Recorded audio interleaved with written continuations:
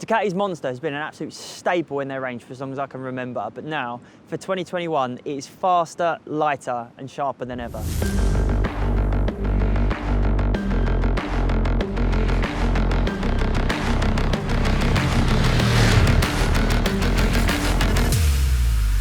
So what's new about the new Monster? Well, pretty much everything really. It's got the 937cc engine from the Supersport, from the Multistrada, from the Hypermotard. It's got more power and more torque before because of that. It's ditched the steel trellis frame, and in doing so, it saved a whopping 18 kilos from the last model. It's got a full electronic suite, which covers everything from rider modes and self-cancelling indicators. It's even got launch control.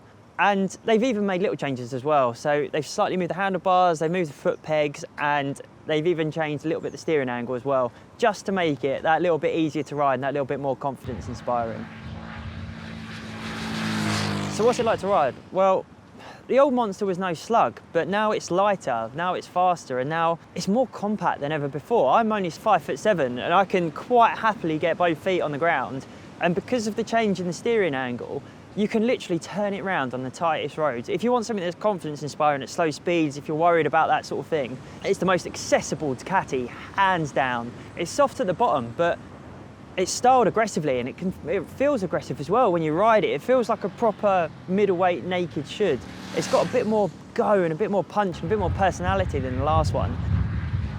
I was a bit worried looking at the suspension, you know, it looks a bit basic, it's non-adjustable, it's unbranded, but I've got to say they've done a really cracking job setting it up. It feels plush and it feels firm, but it gives you a load of support over the bumps. And because you've got them Pirelli Diablo Rosso 3s as well, you get loads of grip and you get loads of feedback, and it's such an easy, fun bike to ride, especially on the B roads. But even if you're doing long stuff, sure, it's got no wind protection, it's got nothing like that.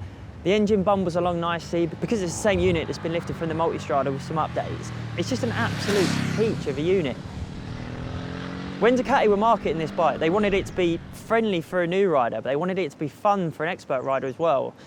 And I think they've really hit the spot with it. It's not too expensive, especially considering you've got that big red Italian logo on the side. It's £10,443.